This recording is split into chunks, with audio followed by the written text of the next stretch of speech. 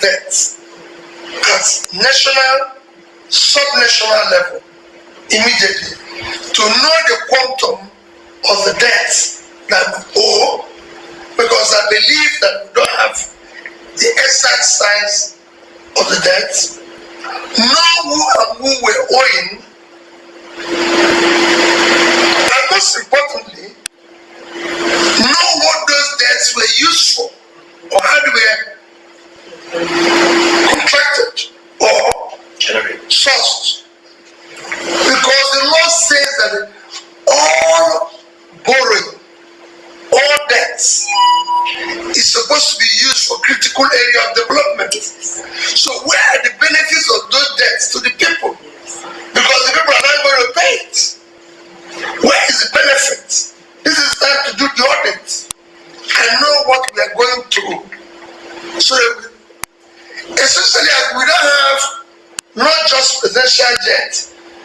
Somebody was telling me about a property in Liverpool. Property in London, Liverpool, being seized and put for auction. Somebody is telling me about another jet belonging to Nigeria in Canada and everything. This is time to deal with it, because sooner or later they probably will start seizing Nigerians. You issue your passport, you are arrested for being a debtor. So before it gets to the place where we can no longer move around as Nigerians without being arrested, let's know exactly what it is all about. Similarly, that we need to audit now all our upfront sales of our oil, because the law says it must be used for critical, strategic, national issues. What did we use all this? What did we use all these resources for? And I'm glad you just talked on that oil situation. The fact that we have Dangote refinery seeking to process to have the federal government offer them a sale of oil so that they can be able to, based on the refinery being built. What is your position on the controversy that's going on regarding? I've said it, it shouldn't have been. If anything we need to do today is to, as quickly as possible, ensure that the refinery gets all the crude they need. So you feel that they should get all the crude they need? Everything, as quickly as possible. Why? And that's why I said we must today. One of the today we have a foreign exchange is importation of refined oil. So if we have something local that can help us manage that situation, we should have been very, very aggressive in ensuring that it's operational. But that's before you build a refinery, Mr. Dangote, shouldn't he have consulted to ensure that No, I will pass that stage. Okay. I will supply to anybody who have a refinery today as quickly as possible. Thank you. It looks like we have another question from Charles. My name is His Royal Highness Charles Ewe. His Excellency, thanks for joining us this morning. Thank you. My question is, as Nigerians, we know some of our problems. When you have large cost of governance, people in the Senate, people in the House of Rep, making millions of naira, even having newspapers allowance that nobody reads newspapers anymore nowadays, everything's online. I strongly believe that if Nigerian current government cannot control the expenditure of what they dish out to all the people representing us, we will continue to have difficulties in managing the affairs of the country. What do you think, as a former governor or as a presidential aspirant, what should be the minimum salary for those people representing us in the House? Thank you. Thank you very much. If you have followed me, just you know, I've been I I don't know how to describe it, but a very, very, very campaigner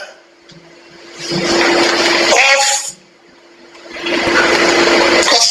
cutting the cost of governance, aggressively ensuring that it's reduced to minimum. And it's not just those who are in the house. From the executive, I've operated at that level as a governor, and I can tell you the cost of governance in Nigeria is not just irresponsible, it's criminal, because there's so much waste. And that you can drop to a very minimal level and have resources to deal with other issues. You can't just have people stay in one place, renovating houses, building palaces, buying planes, while abandoning critical areas of development. It just suggests that the number one critical area of development is health. And you can't talk about health without talking about primary health care. If you look at the budgets of our capital budget of our primary health care, because when you talk about budgets, yes, what you put into the recurrence is to pay for, but the capital side of it is what will allow you to build the necessary infrastructure. If you look at the capital component of our primary health care, which is the foundation of health, for 2024 is about 59 billion plus. If you look at the capital budget of all the teaching hospitals, from that of Ibadan, University of Ibadan, University of Lagos, University of Nigeria, Soka, Ahmadu Bello University, University of Jos. If you put all of them together, all the universities, which this is your specialist teaching hospitals, where you can say that is where the best is. If you put their capital budget and of primary care together, it is not up to the money we used to buy our new plane. That is where the problem is. The same thing goes to National Assembly, where you have budgets like what I've mentioned, I think in my last year, you have a budget where we don't have a national library where people can go and have reference in everything. The budget for it this year is under 1 billion, but they have National Assembly Library for 15 billion, which nobody's going to use. So for me, it is something you need to dismantle. And there are things I follow that read this and I know what is happening. So it's not about me, it's about if you're there, you have to come out and show this is the way to go. But it has to start with you, who is on the executive side, before you can tell other people to manage their own situation. Thank you so much for that. Just a point of clarification, there is a link in the comment section for anyone who wants to ask questions. But I did see one question that I'd like to ask. I think it scrolled up, but what is your perspective on the current situation with Nnamdi Kanu and how he's been treated? Do you have any? Well, I've always said about agitators that I've discussed with all agitators. Whoever is agitating, whoever is protesting, I must discuss with the person, because there's nothing wrong in anybody, for me, agitating. There's nothing wrong in anybody protesting. There's nothing wrong if anybody even call me bad name.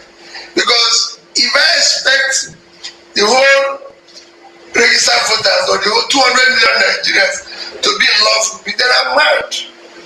There will be at least 40-50% who don't want to see my face.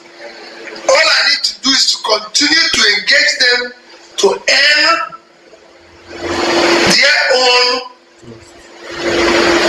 foolish. You're a leader.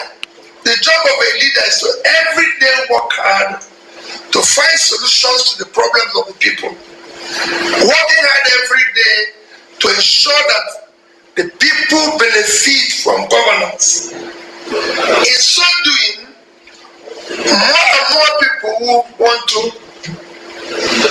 love you, work with you. You don't do that by leadership. It's about service. Finding solutions. It's not about harassing people. It's not about throwing people into jail. Everybody saw it as a governor.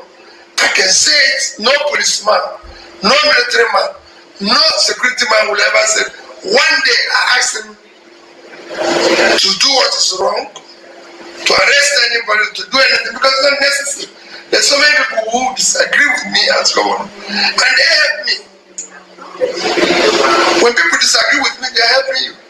And that's going to my next question. How do you deal with criticism, and have you found anything valid in the criticism so far? Whenever the job of a leader is to listen, it is a critical component of your leadership is listening and learning.